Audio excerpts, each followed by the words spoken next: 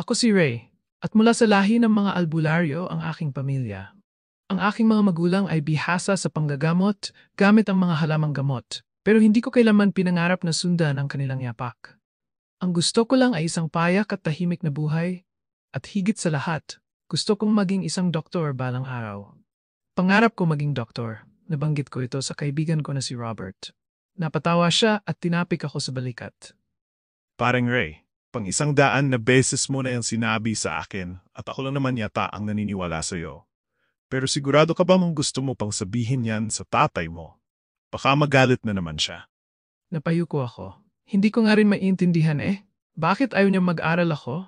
Si nanay gusto niya akong makapagtapos para hindi ako maghirap balang araw. Pero si tatay, parang sarado na ang isip niya. Alam kong matagal na akong itinuturing ng aking ama bilang tagapagmana ng kanyang kaalaman sa panggagamot. Bata pa lang ako. Ipinapaliwanag na niya sa akin ang tungkol sa pagiging albularyo, na ito raw ay hindi lamang isang hanap buhay, kundi isang responsibilidad na namamana sa dugo o pagsalinlahi. Marami siyang itinuro tungkol sa mga halamang gamot at sa kayahang magpagaling. Ngunit kahit pahalagahan ko ito, may sarili akong pangarap. Bata ka pa lang, pinagmamalaki ka na ng tatay mo. Masasaktan siya kapag nalaman niyang hindi mo gustong sundan ang yapak niya. Tama siya, pero hindi ko kayang talikuran ang pangarap kong maging doktor.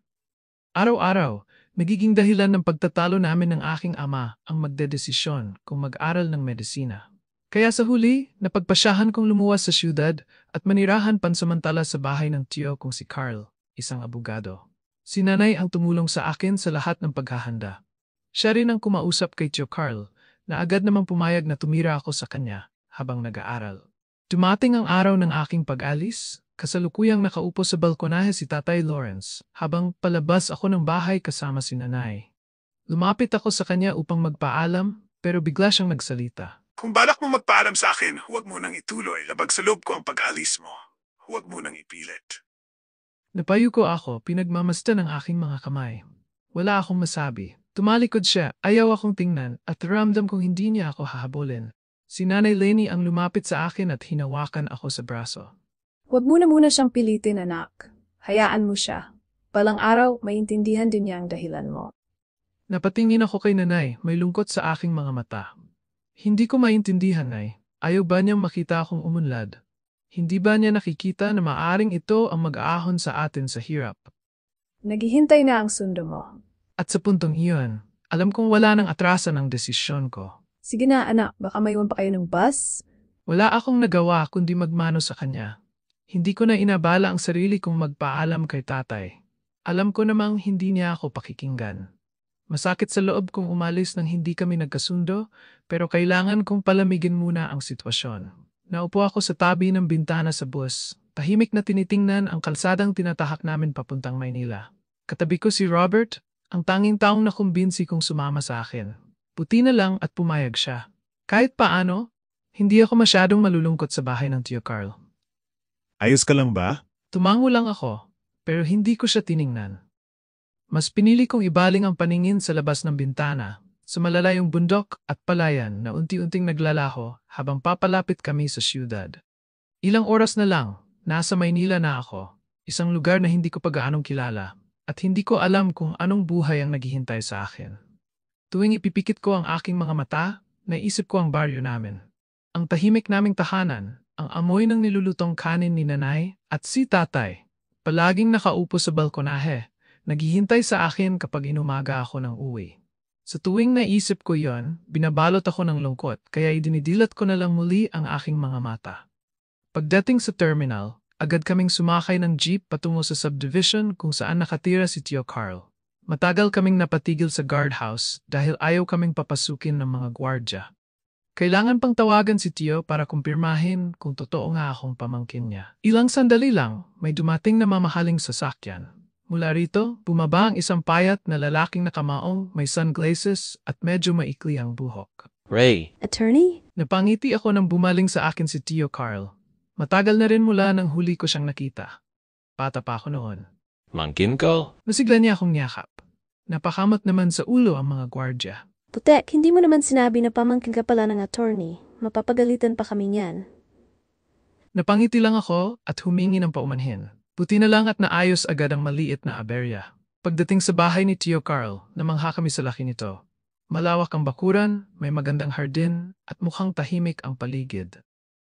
Tuloy kayo, Ray. Wala akong kasama rito sa bahay, kaya huwag kayong mahihiya. Ano man ang kailangan ninyo, sabihin nyo lang. Nagkatinginan kami ni Robert at sabay na tumango. Ipinakilala ko siya kay Tio at ipinaliwanag na ako lang ang mag-aaral. Samantalang si Robert naman ay mamamasukan bilang hardinero. At least, may maiwang tao sa bahay kahit paano. Ito ang magiging kwarto ninyo. Sana'y maging masaya kayo sa pananatili rito. Ngunit napansin kong tila may bumabagabag sa kanya. Hindi niya ako matitigan ng diretso. Tio, mawalang galang na po. Hindi ko napigilang magtanong. Bakit parang hindi naman kayo masaya? Napaupo siya sa gilid ng kama. Tila nag-iisip bago nagsalita. Kung wala lang sentimental na halaga sa akin ang bahay na ito, matagal ko na itong ibinenta. Pero kahit anong gawin ko, hindi ko magawang iwan ito. Kahit na matagal na akong ginagambala ng aswang sa bahay na ito. Napatingin ako sa kanya, gulat sa narinig. Aswang? Umaasa ako ngayong nandito na kayo, titigilan na nila ako. Sana humanap na sila ng ibang bahay na guguluhin. Huwag lang tayo. Pagkasabi niya, tumayo siya at nagpaalam na magpapahinga na. Pagkaalis niya, nagkatinginan kami ni Robert, parehong hindi makapaniwala sa sinabi ni Tio. Hindi ko alam na pati dito sa Maynila may aswang. Parang nagkalat na sila kahit saan, Robert. Mahirap silang lipulin. Tahimik kaming napabuntong hininga. Sa baryo, sanay na ako sa ganitong mga kwento. Pero sa Maynila, hindi ko inaasahan. Pero kaya natin silang labanan, hindi ba? At sa sandaling iyon, alam kong hindi lang basta pag-aaral ang haharapin ko sa siyudad. Aswang ba talaga? Hindi ako nakasagot. Gustuhin ko mang sagutin siya na may tiyak na kasiguruhan. Wala naman akong dala kahit isang mutya o kahit anong pang-ontra. Kahit gusto kong lumaban, wala akong armas na magagamit. Napatingin ako kay Robert nang ayusin niya ang aming higaan.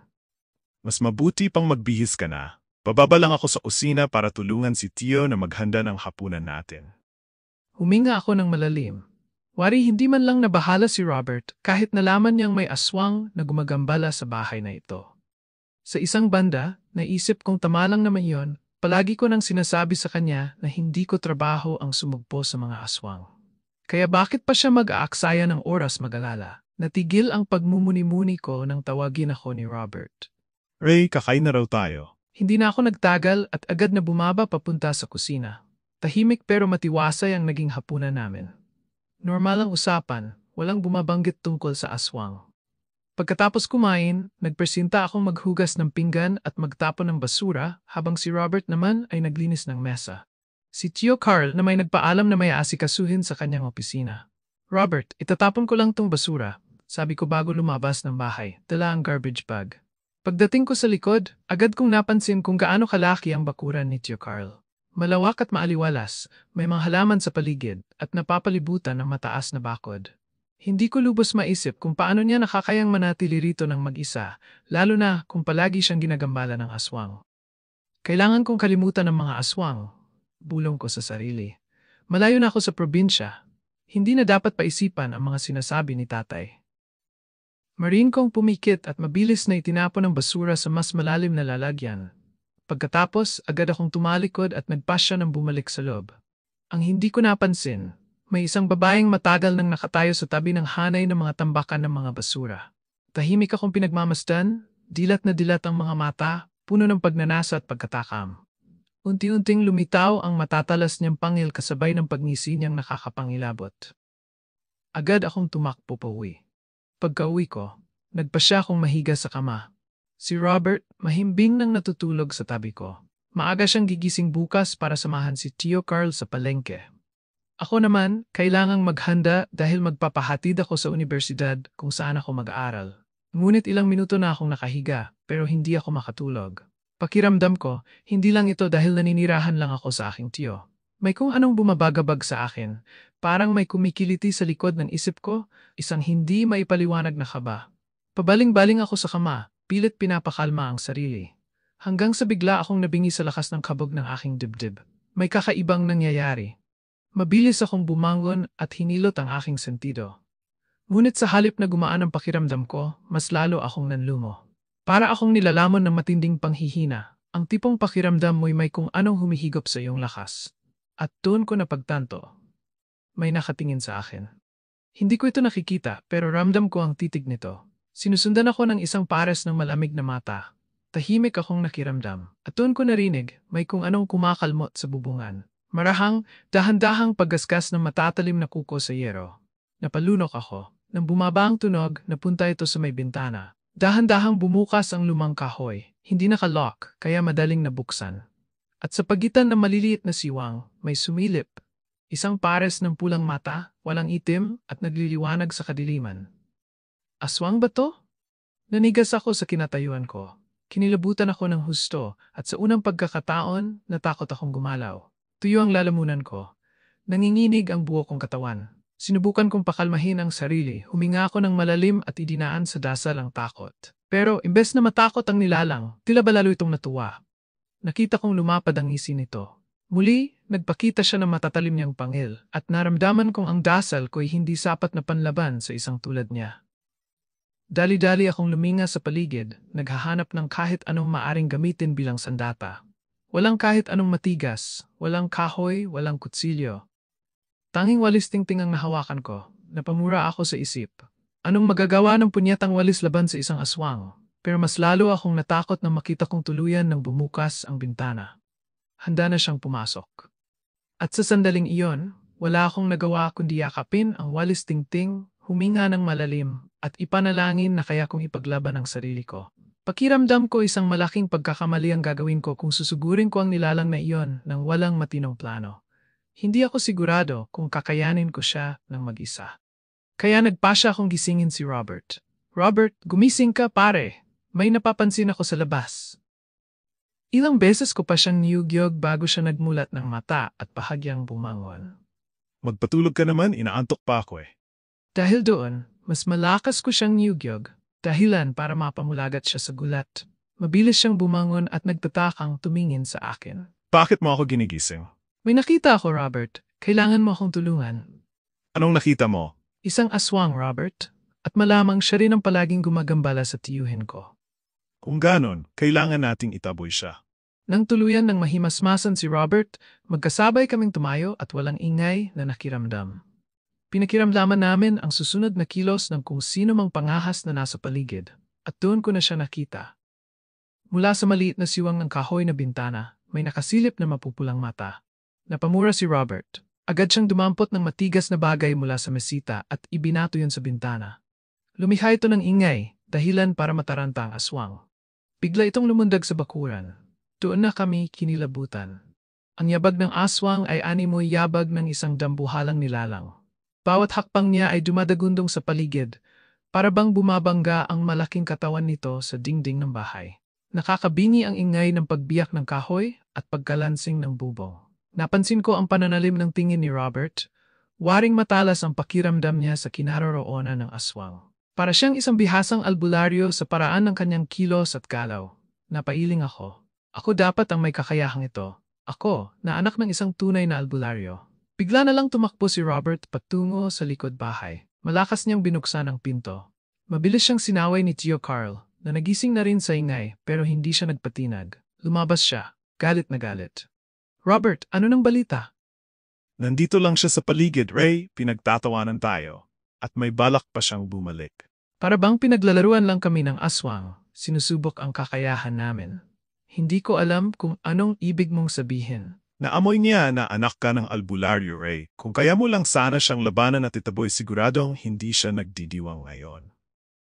Muli siyang sumigaw sa kadiliman. Kung sino ka mang pangahas ka, huwag na huwag kang magkakamaling guluhin kami. Nananahimik lang kami sa bahay na to. Tapos ngayon gagambalain mo kami. Huwag na huwag mo kaming sisilipan sa bintana kung ayaw mong bulagin ko ang mga mata mo. Maya-maya, unti-unting natahimik ang paligid. Wala nang tunog ng yabag. Wala nang ingay ng dumadagundong na katawan. Mukhang umalis na ang aswang. Sana lang may magaling tayong albularyong kasama. Kung ganon, malamang hindi siya naglakas loob na sugurin tayo. Hindi ako nakapagsalita pa. Simula noon, hindi na naging matiwasay ang pagtulog ko sa gabi. Palagi akong nagigising na nanginginig sa takot.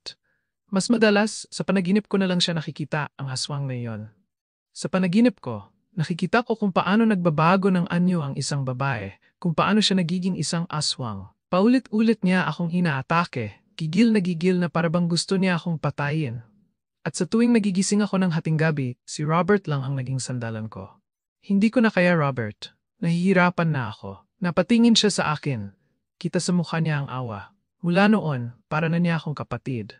Lagi niya akong inaalalayan. Lagi niya akong ginagabayan. Hanggang isang gabi, tumayo siya at kinuha ang bag niya.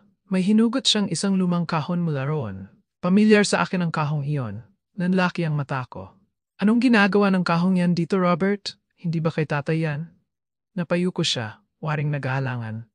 Oh, Ray, hindi ko matanggihan si Mang Lawrence nang sabihin niyang dalhin ko to. Sigurado raw siyang magagamit mo ito pagdating natin dito. Lumapit ako sa kanya. Tinanggap ko ang kahon at nang buksan ko ito, nakita ko ang laman, mga buntot, pagi, langis, librito at punyal.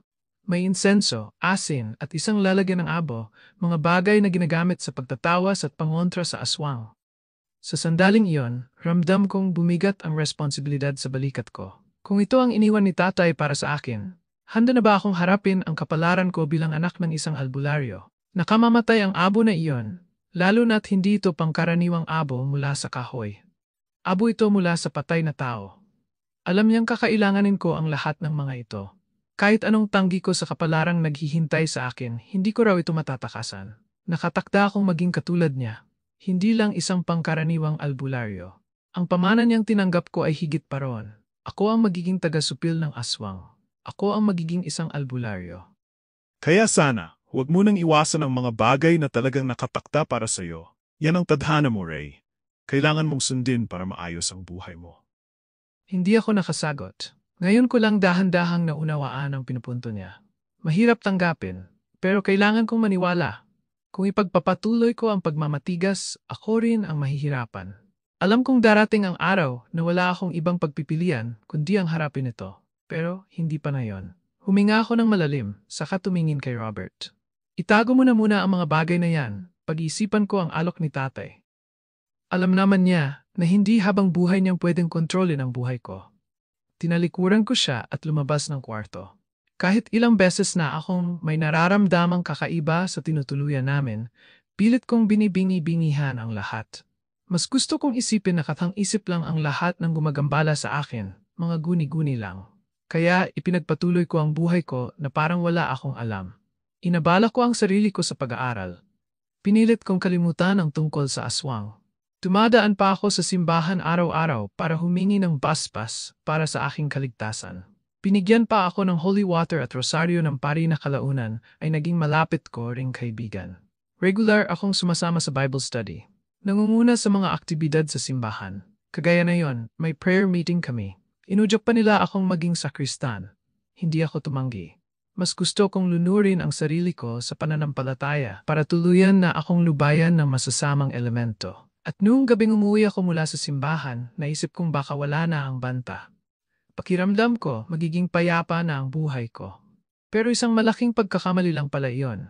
Pagkarating ko sa bahay, hindi ako tinigilan ng kabog ng dibdib ko. Hindi to basta kabalang.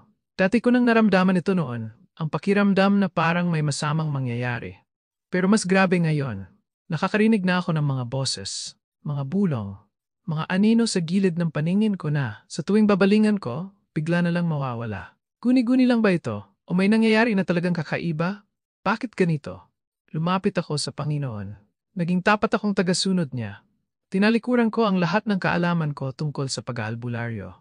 Pero bakit lalo pang lumalala ang sitwasyon? Pinakiramdaman ko ang paligid. Wala si Tio Carl, may lakad siya. Sa mga oras na iyon, umuwi naman si Robert sa probinsya para bisitahin ang mga magulang niya. Ako lang mag-isa ang nasa bahay. At yun ang pinakamasamang parte. Dahil ilang minuto lang ang lumipas, may narinig akong kalabog sa bubungan. Mabigat. Hindi ito yapak ng ibon. Alam kong mas malaki pa doon ang nasa taas. Hindi ko lang siya makita dahil nasa loob ako ng bahay. Pinilit kong pakalmahin ang sarili ko. Nanginginig ang kamay ko habang iniikot ang tingin sa paligid. Dapat may gawin ako. Dapat may hakbang akong gawin para protektahan ang sarili ko. Pero hindi ko alam kung paano. Lubayan mo ako, aswang. Wala akong pakialam kung ano man ang nais mong mangyari, hindi kita lalabanan. Nagsimula na namang kumalampag ang bubungan, pero hindi siya bumaba. Hindi siya nagpakita. Wala siyang ginawang anuman sa akin. maliban sa pasukin ng panaginip ko. Nang gabing iyon, pinangungot ako. Nakita ko ang sarili ko sa panaginip, hindi makagalaw, hindi makahinga. May nakadagan sa dibdib ko. Hindi ko makita ang mukha, pero ramdam kong may malamig na hiningang bumubulong sa tenga ko. Hindi mo ako matatakasan, albularyo. Nagising akong hinahabol ang hininga ko, pawis na pawis, nanginginig. At simula noon, hindi na ako gumaling.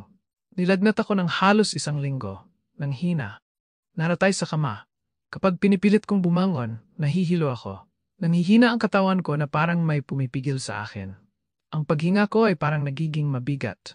Natakot si Robert nang makita niya ako sa ganoong kondisyon. Nang makabalik si Robert, ikwento ko ang nangyari. Ano bang nararamdaman mo, Ray? Kailangan na nating ipaalam kay Tia Lenny ang nangyayari sa'yo. Huwag, hindi nila pwedeng malaman ito. Mapapagalitan lang ako ng mga magulang ko lalo na ni tatay. Pero matigas ang titig sa akin ni Robert. Ray, hindi mo habang buhay pwedeng bakasan ng makapakta. Alam mong ikaw lang din ang magdudusa. At doon ako tuluyang natahimik. Dahil alam kong totoo ang sinasabi niya. Hindi ako nakinig sa sinabi ni Robert. Hindi ko kayang tanggapin ang mga bagay na pilit niyang ipinaunawa sa akin.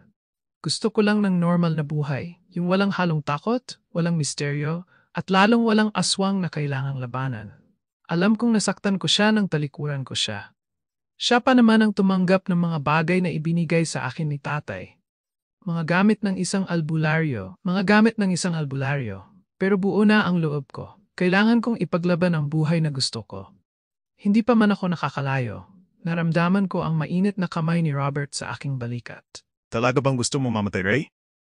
Napalingon ako sa kanya. Kita ko sa mukha niya ang pag-aalala. Hindi mo ba alam na ang isang nalalapit ng maging albularyo ay may sariling tadhana?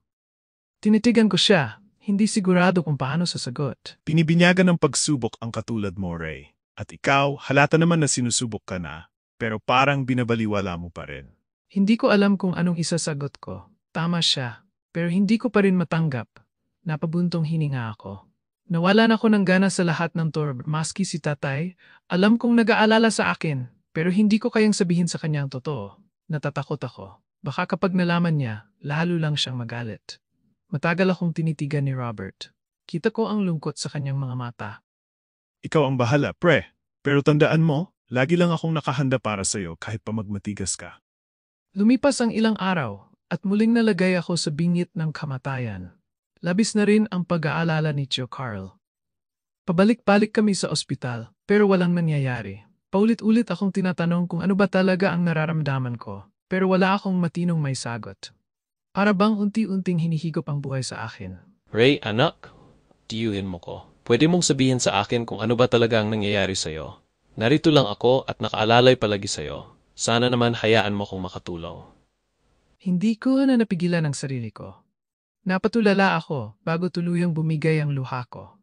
May punto si Tio Carl. Ano bang mapapala ko kung patuloy kong ililihim ang kalagayan ko? Ano bang mangyayari kung hindi ko ito bibigyang importansya? Pikit mata kong ipinagtapat ang lahat sa kanya. Lahat, mula sa mga nararamdaman ko, sa mga bangungot ko, sa takot ko sa kapalarang gusto nilang ipamana sa akin. Nang matapos ako, tahimik lang si Tio Carl. Tumango-tango siya bago nagsalita. May punto si Tatay Lawrence mo. Kahit abogado ako, naniniwala pa rin ako sa mga lumang paraan ng panggagamot. Bakit hindi? Ang albularyo sa pamilya natin ay may malalim na kasaysayan. Ano pong ibig ninyong sabihin? Hindi mo alam pero albularyo rin ako, Ray. Hindi lang halata, pero palihim akong gumagamit ng kakayahan na taglay ng isang herbal na manggagamot. Ang kaibahan lang, literal na panggagamot lang ang alam ko. Hindi tulad ng magulang mo na may kakayahang supilin ang aswang. Pagiging albularyo ang minana mo, Ray, hindi mo masasabing boring ang pagiging isang albularyo. Ang mga katulad mo ay tinatawag na white witch, gumagamit ng puting mahika para magpagaling ng may sakit at supilin ang kasamaan. Tahimik lang ako. Hindi ko alam kung ano ang sasabihin. Kaya nang iwan niya ako sa kwarto, hindi ko alam kung ano ang iisipin ko. Binigyan niya ako ng oras, ng tamang pagkakataon para pag-isipan ang lahat. At alam ko na, ako lang ang makakaayos sa sarili kong problema. Hanggang sa maalala ko ang mga kagamitang iniwan sa akin ni tatay, ang mga bagay na ipinagkatiwala ko kay Robert. Kailangan kong makuha ang kahon na yon. Hindi ko na kayang baliwalayin ang nakataktang tadhana para sa akin. Kahit nahihirapan, tumayo ako at hinanap ang mga kagamitan. Nakita ko agad ang kahon. Nanginginig ang kamay kung binuksan ito. Isa-isa kong inilabas ang laman. Isang habak, mga munting garapon na may langis, at mga anting-anting na nagsisilbing proteksyon ng isang albularyo. Isinuot ko ito. Hinawakan ko ang mga garapon. Marahang dinama ang enerhiya sa loob nito. At dun ko naramdaman ang kakaibang init sa katawan ko. Niyakap ko ang panibagong katauhang ito, ang pagiging isang albularyo. At sa loob ng ilang araw, unti-unti kong napansin ang pagbabago. Kumagaan na ang pakiramdam ko. Lalo akong lumakas. At sa wakas, tuluyan akong gumaling. Doon ko lang tuluyang naunawaan. May mga bagay na hindi mo matatakasan kahit anong gawin mo. Isang araw, sinalubong ako ni Robert ng isang malawak na ngiti. Natutuwa ako na paunti-unti mo nang tinatanggap ang pamana mo. Maraming salamat sa iyo, Robert. Kung hindi dahil sa iyo, baka hindi ko pa rin ito matanggap. At simula noon, naging masigasig ako sa pag-aaral ng kaalaman ng isang albularyo. Sinimulan ko ang pag-iinsayo. Tinuklas ang kakayahang minana ko. Hindi ko namalayan, marami na akong natutunan. Marami na akong nalalaman. At dito nagsisimula ang aking tunay na kwento. Matagal-tagal na rin simula ng tuluyang yakapin ko ang pagiging albularyo. Sa paglipas ng panahon, natutunan ko ng harapin ang mga nilalang na dati kinatatakutan ko. Nakakatulong na ako sa iba at nagiging mas matapang ako tuwing kaharap ang aswang. Pero ngayong gabi, may kakaibang dumalaw sa akin. Mag-isa lang ako sa bahay nang bigla akong nakaramdam ng isang matinding presensya. Isang uri ng enerhiya na hindi ko kailanman maaring balewalain. Aswang. Mabilis kong dinampot ang aking buntot pagi at nagmasid sa paligid. Sino ka man, hindi ka makakapasok sa bahay namin, sigaw ko. Matapang ngunit may bahid ng pag-aalinlangan. Sa labas, isang malakas na halakhak ang umalingaw-ngaw. Napalunok ako nang makita kung sino ang nasa labas. Isang matandang babae, nakayuko, ang buhok niya'y puting-puti at ang mga mata niya'y kumikislap sa dilim. Pugi, papasukin mo ako. Gutom na ako. Kahit isang kagat lang mula sa mga paa mo. Nangilabot ako sa narinig. Nababaliw ka na ba? Lumayas ka rito kung ayaw mong maputol ang dila mo. Muling tumawa ang matanda, ngunit ngayon ay mas malakas. Hindi mo magagawa yan. Pero kaya kitang saktan. Hindi ka man matakot sa akin ngayon, malalaman mo rin kung anong ibig kong sabihin. Bigla siyang tumigil sa pagtawa. Ang katawan niya ay nagsimulang magbago. Ang kanyang balat ay lumalapnos, ang kanyang mga mata ay naging mas matalim, at ang kanyang bibig ay nagmistulang pugad ng matatalim ng ngipin. Muling nanginig ang pinto, pilit niyang binubuksan ito. Malamig ang pawis kong bumalot sa aking katawan. Alam kong hindi siya makakapasok ng basta-basta. Pero alam ko ring hindi siya alis nang hindi lumalaban. Ano ang kailangan mo sa akin? Hindi siya sumagot. Nang mas lalo pa siyang nagpumilit makapasok, mas lalo kong hinigpitan ang hawak sa aking pangontra. Akma ko na siyang lalabanan nang biglang may kakaibang nangyari. Nagliwanag ang kahon ng aking mga pangontra. Napatigil ako. Bakit nagliliwanag ang kahon? Tanong ko sa sarili. Sa kabila ng panggigipit ng aswang, hindi ko napigilan ang sarili kong lapitan ang kahon. Hindi ko na siya pinansin, kahit pa alam kong unti-unti na siyang nagiging isang ganap na halimaw sa aking harapan. Pagbukas ko ng kahon, nakita ko ang isang kumikinang na kwintas, isang agimat na may malaking pangil bilang palawit. Parang hinihila ako ng kwintas. Tila may isang bahagi sa akin na gustong isuot ito. At bago ko pa mapigilan ang sarili ko, dinampot ko ang kwintas at isinuot sa aking lig.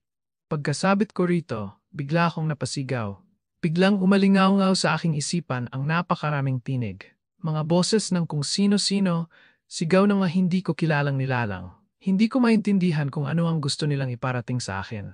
Ano to? Napahawak ako sa aking ulo, pilit na tinatakpan ang aking mga tainga. Ano bang nangyayari sa akin? Sa gitna ng kaguluhan sa aking isipan, isang tinig ang lumutang sa lahat ng ingay, ang boses ng aking tatay. Huwag mong huhubarin ang kwintas, anak. Yan ay isang agimat na magtatanggol sa iyo sa lahat ng klaseng kapahamakan. Kailangan mong tiisin at indahin ang ingay. Kailangan mo yan para matalo mo ang aswang. Napahinto ako. Hawak pa rin ang aking ulo, pilit kong tinanggap ang bigat ng agimat. Hanggang sa unti-unting, tumahimik ang lahat. Nawala ang mga tinig sa aking isipan. Napalunok ako at dahan-dahang tumingin sa kwintas na nasa aking lig. Isang pangil ng buwaya. Alam kong ang pangil na ito ay isang mabisang pangontra. Hindi ito tinatabla ng kalmot ng aswang, hindi rin ito tinatalaban ng baril. Ang sino mang magmamayari nito ay magkakaroon ng kakaibang lakas. At ngayon, nasa akin na ito. Muling umingay ang pinto.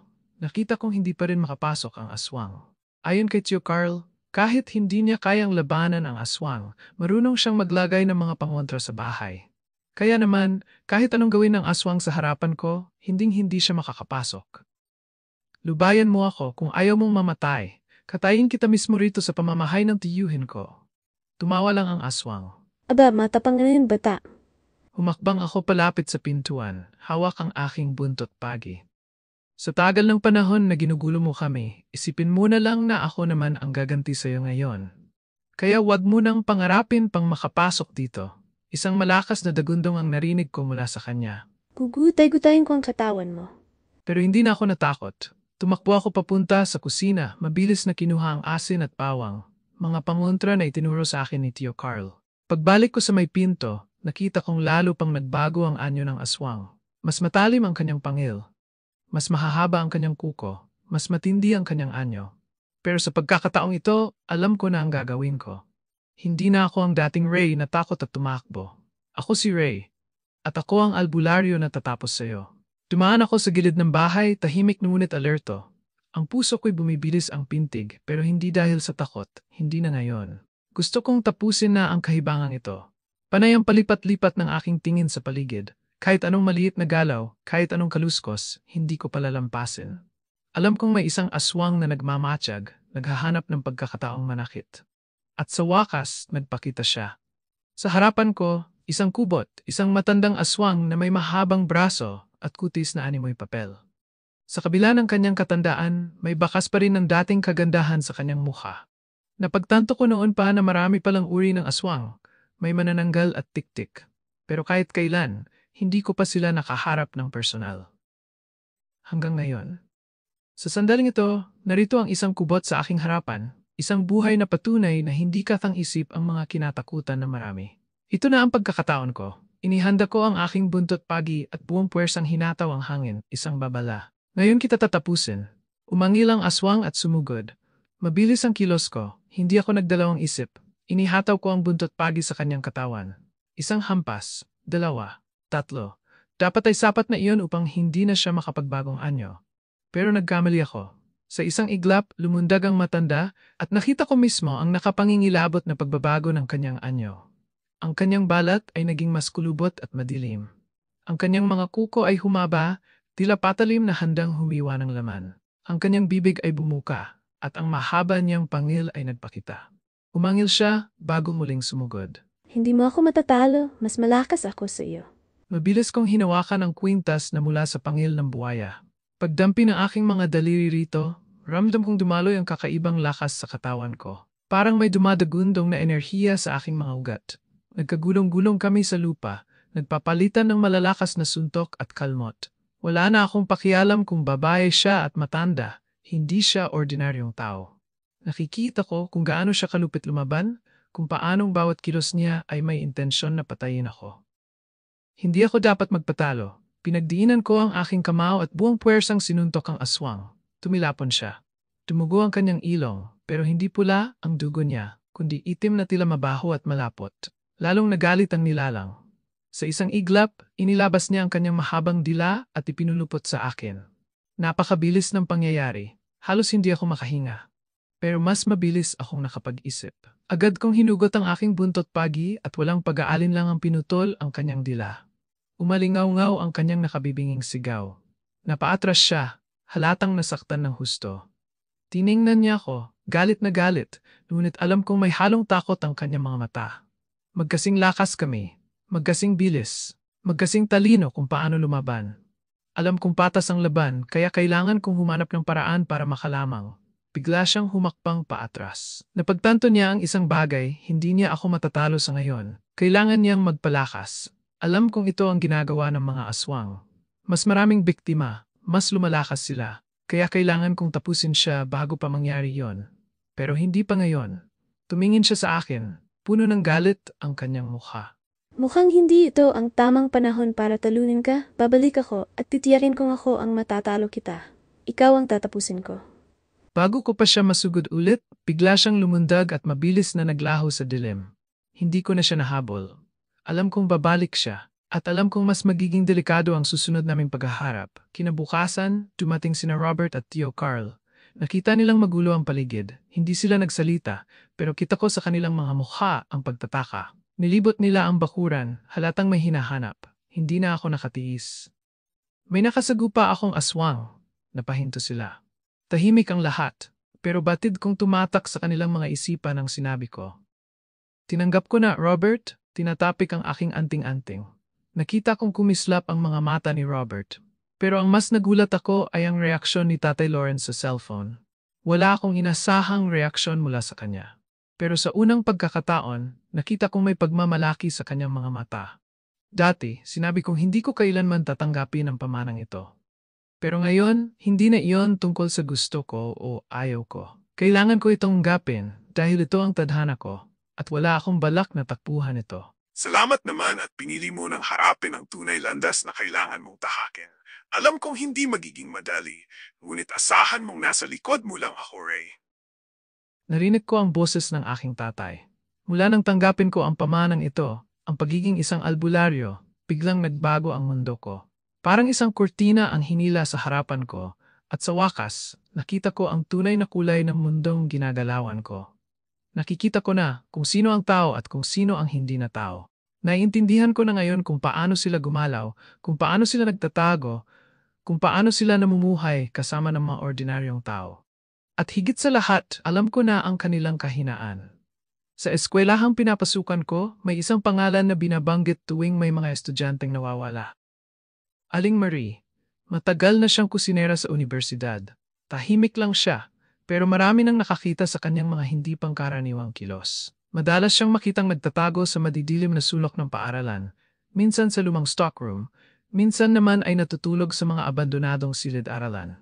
Pero ang mas nakakapagtaka, may mga estudyanteng nakahuli sa kanya na nagbabaon ng malalansang karne, mga pulang piraso ng laman na hindi nila matukoy kung anong hayop ang pinagmulan. Minsan, may nahuhuli siyang mga bata na pasilip-silip sa bintana habang iniluluwa niya ang mga buto sa kanyang kamay. Marami ang nagdududa, marami ang natatakot, at marami na rin ang nagdesisyong humanap ng ebidensya. Isa na ako roon, at kasama ko si Kathy. Hindi kami magkasundo ni Kathy sa kung paano namin haharapin si Aling Marie. Ako, gusto kong pag-aralan muna ang kanyang kilos at paghandaan ang laban. Si Kathy, gusto niyang makuha agad ang ebidensya, kahit pa madiskubre siya. Dahil doon, nagpasya kaming magkanya-kanya. Dumaan ang gabi. Tahimik akong nagmamasid mula sa dilim, nakatago sa pagitan ng mga gamit sa lumang stockroom. At doon ko siya nakita, si Kathy, nakaluhod sa sahig. Nanlalaki ang mata niya, nanginginig ang katawan. Sa harapan niya, nakatayo si Aling Marie, nasa kalagitnaan ng pagbabago ng anyo. Ang balat niya ay unti-unting naninigas at nagiging animoy balat ng ahas. Ang kanyang mga matay lumiliwanag sa dilim, nagiging mapula. Gutom na gustom siya. At sa isang iglap, sumugod siya kay Kathy. Narinig ko ang sigaw ng aking kaibigan. Pero hindi ako kumilos ng padalos-dalos. Nanatili akong nakatago sa dilim, pinipilit ang sarili kong huwag magpakita. Alam kong wala akong laban sa ngayon. Alam kong hindi ko siya matutulungan kung basta-basta akong susugod. Pero habang pinapanood kong winawasak ni Aling Marie ang katawan ni Kathy, para kong unti-unting kinakain ng sarili kong takot. Dumugo ang katawan ni Kathy, pumaha sa sahig ang kanyang dugo. Pero hindi pa roon natapos si Aling Marie. Itinapat niya ang kanyang bibig sa sugat ng binata at sinipsip ang dumadaloy na dugo. Parang isang uhaw na hayop. Alam kong wala nang makakapigil sa kanya. Hindi ko akalain na napakarami palang masasamang nilalang sa mundo. Ang mga estudyanteng nawala, ang mga gurong hindi na muling bumalik, mga empleyado ng eskwelahan na tila biglang naglaho. Lahat sila, marahil ay naging pagkain ni Aling Marie. Ngayon naiintindihan ko na walang laban ang mga inosente. Mamamatay silang hindi man lang naipaalam sa kanilang pamilya ang kanilang sinapit. Hindi ko na kayang panoorin ito. Hinugot ko ang banal na langis na dala ko at ipinaluob sa katawan ko. Nag-ingat akong huwag gumawa ng ingay, huwag magpakita ng kahit anong kilos. Pero nang makita kong tuluyan ng bumigay ang katawan ni Jeffrey, hindi ko na kinaya.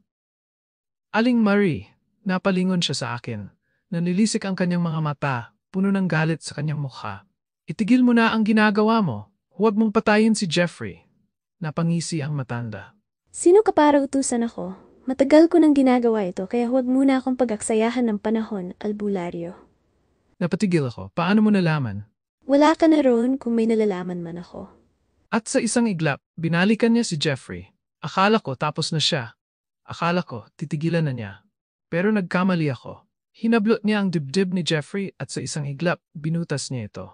Narinig ko ang tunog ng kanyang balat na napunit. Narinig ko ang tunog ng kanyang mga buto na nabali.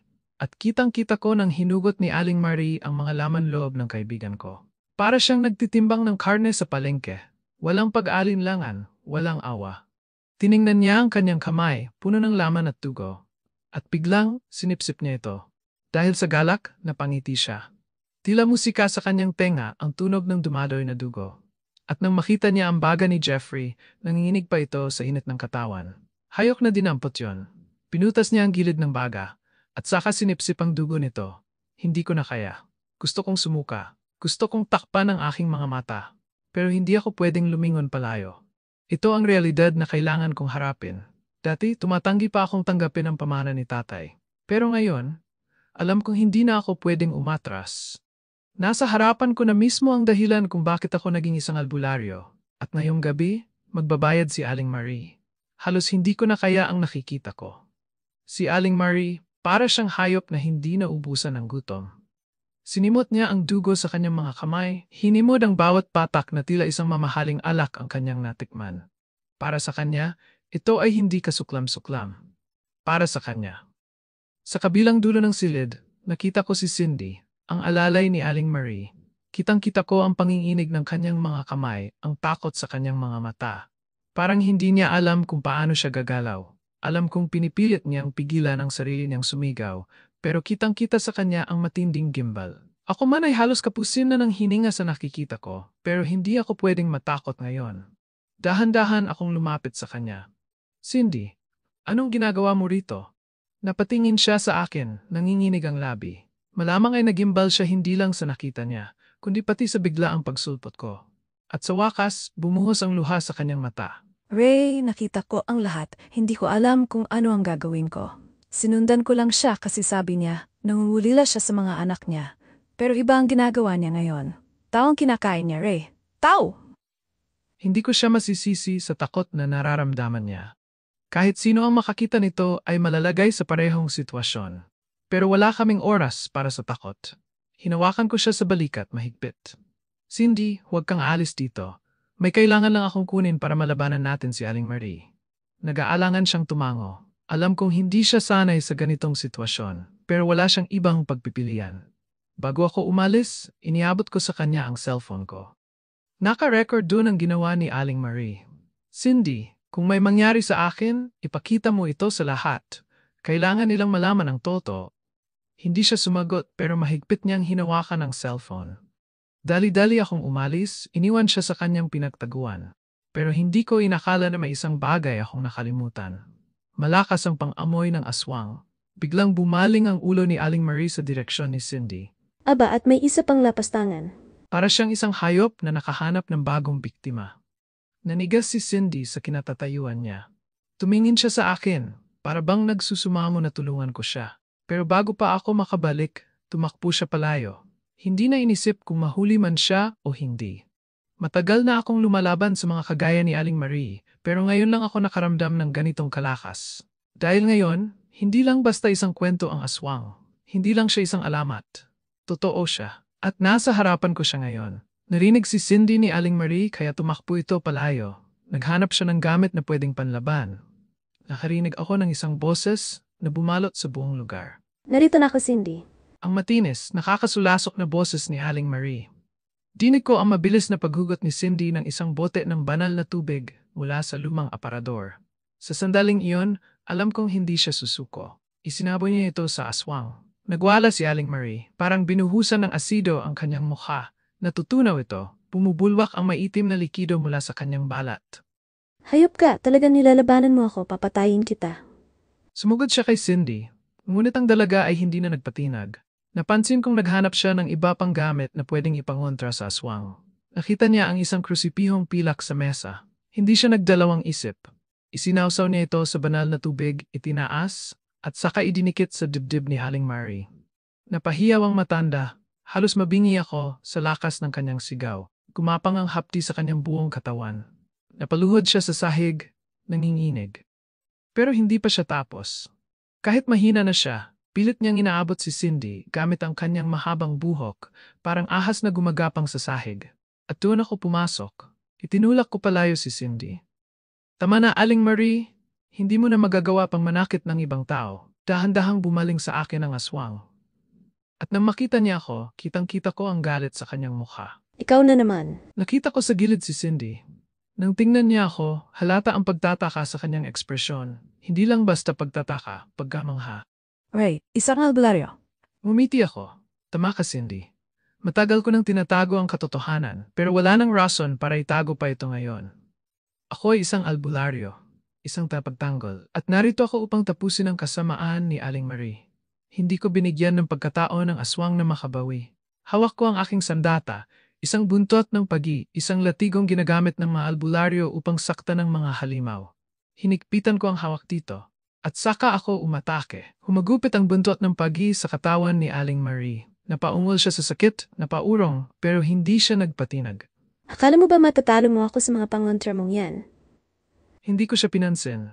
Muli kong hinataw ang latigo, tumama ito sa kanyang balikat, at mas lalo siyang napasigaw.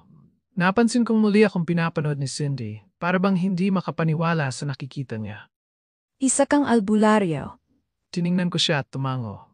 Inipon ko ang buong lakas ko at inilas ang isang panghuling sandata, ang pangil ng buhaya. Isang sagradong, anting-anting na kayang pumatay ng kahit anong halimaw. Hinawakan ko ito ng mahigpit at ginamit upang patamaan si Aling Marie sa tiyan. Namilipit siya, nawala ang lakas at bumagsak sa sahig. Sinamantala namin ni Cindy ang pagkakataon. Iginapos namin siya sa isang matibay na upuang kahoy. Pilit siyang nagpumiglas, ngunit hindi na niya kaya. At doon ko nakita ang tunay na anyo ni Aling Marie, hindi lang isang gutom na halimaw, kundi isang matandang nilamon na ng kanyang kasakiman. Nakita ko ang galit sa kanyang mga mata. Pero alam kong wala na siyang magagawa. Ito na ang katapusan niya. Pakawalan niyo ako dito, mga walang hiya kayo. Ang galit ni Aling Marie ay tumagos sa hangin, ang mga mata niyang puno ng puot at takot. Alam ko kung bakit. Hindi siya mapakali, natatakot siyang makita ng iba sa ganoong estado, lalo na kami ni Cindy. Pasensya na, Aling Marie, ngunit hindi ka na namin pwedeng pakawalan. Hindi namin magagawa ang hiling mo. Kailangan namin makasiguro na hindi ka na makakapagbigay ng kahit anong pinsala sa iba. Sabi ko ito ng matigas, at sa mga salitang iyon, nakita ko kung paano napahinto si Aling Marie. Sumuko siya at tahimik na yumuko. Hindi ko pa rin maintindihan kung anong nangyari sa kanya, kung bakit siya naging ganito, pero alam ko kailangan itong tapusin. Maya-maya narinig ko siyang nagsalita, galit na galit. Galit ako sa mga nilalang na katulad ninyo. Hindi niyo binigyan ng pagkakataong mabuhay ang anak ko. Pinatay siya ng mga kapwa niyo. Pinatay siya at itinapon na parang basura. Tinutok ko ang pansin ko kay Aling Marie at nakita ko ang kalungkutan sa mga mata niya. Pero hindi ako nagpa-apekto. Nandiyan ako para tapusin ito. Hindi ka namin mapapakawalan hanggat hindi mo ipinagkakaloob sa amin ang mga ginagamit mo upang magbago ng anyo. Kailangan namin ito upang hindi ka na makapanakit pa ng iba. Sinagot ako ni Aling Marie na malutong natawa. Wala kayong makukuha sa akin. Mabilis akong kumilos at kinuha ang aking libro. Pinasag ko ang mga sumpa at tumutok sa isang pangkontra laban sa mga aswang. Habang hawak ko ang pangil ng buhaya, sinabi ko ang mga sinaunang salitang may kapangyarihan. Pero sa kabila ng lahat ng ginagawa ko, walang epekto. Hindi ko alam kung bakit, pero nang tinigil ko ang pagbabaybay ng sumpa, nagulat si Cindy. Kung hindi umeepekto ang mga salitang binibigkas mo, Ray, ibig sabihin, bago ka lang naging antingero, wala ka pang baspas ng pinagmulan mong lahi. Naguguluhan ako, hindi ko naiintindihan. Simpleng salita lang yan, Ray. Hindi na ipasa sa iyo ang kapangyarihan ng isang tunay na albularyo.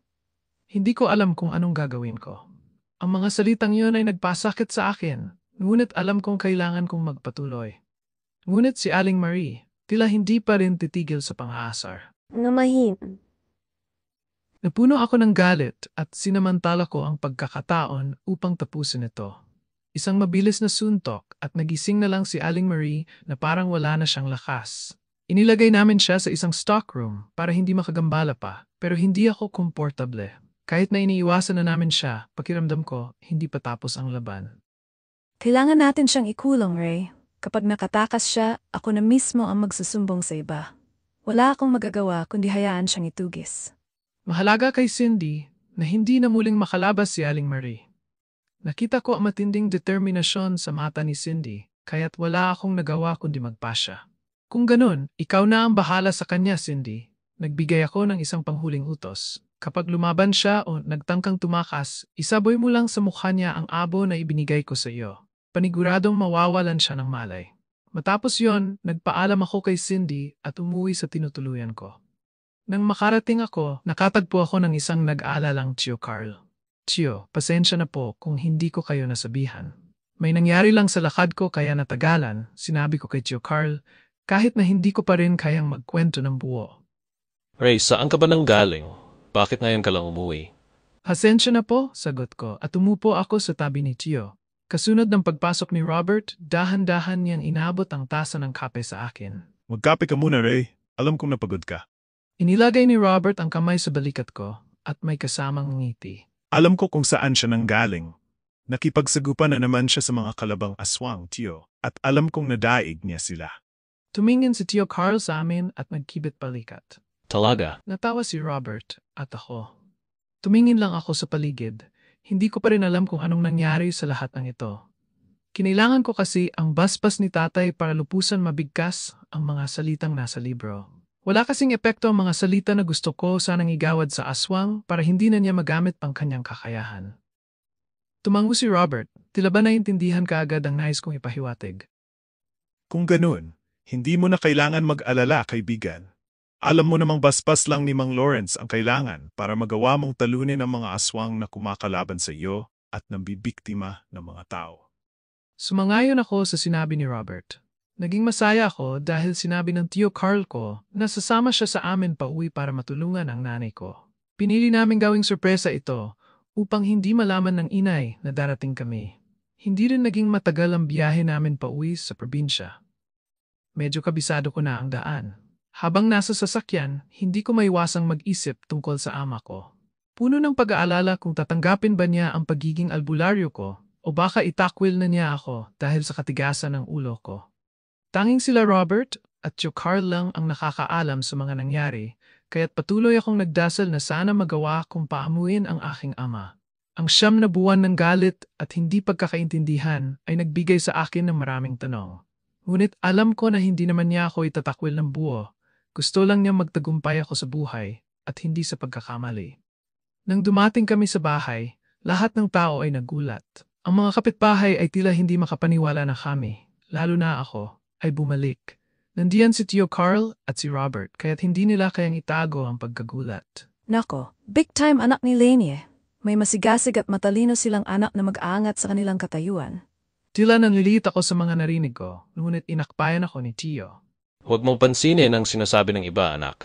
Ang intindihin mo ay ang sasabihin ng mga magulang mo.